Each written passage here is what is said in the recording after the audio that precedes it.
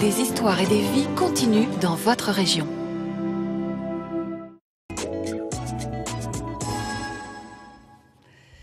Nous allons marcher en talons. Alors, pas forcément à la foire, parce que sur 17 hectares, on aurait peut-être un petit peu mal aux pieds. Nous recevons aujourd'hui Sylvie Grézeau, qui a créé une agence de gestion d'images, Parisian Style, et qui va nous parler de ce coaching pour marcher en talons. Parce que c'est bien joli, les jolies chaussures bien perchées. Encore faut-il savoir marcher, ne pas tomber et pas avoir l'air d'un canard. Alors, quels sont les bons conseils, Sylvie? Vous avez raison. Tout d'abord, pourquoi est-ce qu'aujourd'hui on est amené à porter des talons ?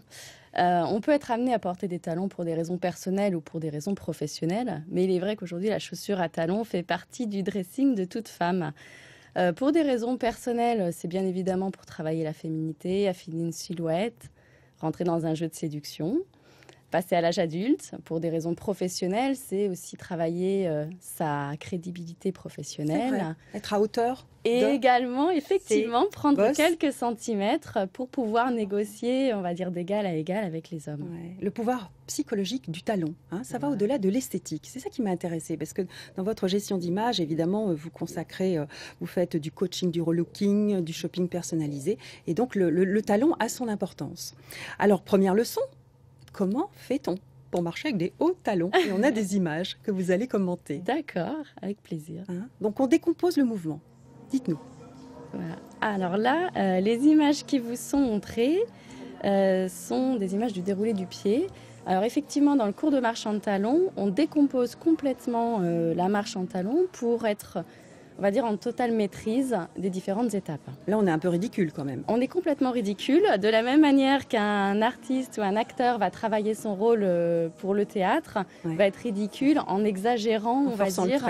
Voilà, exactement, toute la gestuelle et le langage. Alors après, pour défiler sur un podium comme Jean-Paul Gaultier, vous allez voir chez Jean-Paul Gaultier, il faut libérer aussi son corps. Alors bien évidemment, donc il n'y a pas que les jambes qui entrent en mouvement dans le cadre de la marche en talons. On travaille bien évidemment toute la gestuelle, tout le corps, toute l'attitude. Et c'est la démarche globale à la fin du cours qui est effectivement mise en avant. Bien.